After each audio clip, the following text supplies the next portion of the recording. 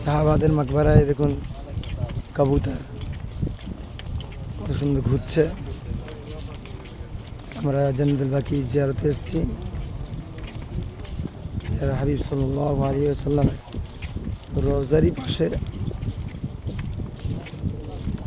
জান্নাতুল বাকি, যেখানে আল্লাহ নবীর সাহাবা আরাম ফরমাচ্ছেন। আর সাহাবা জান্নাতি।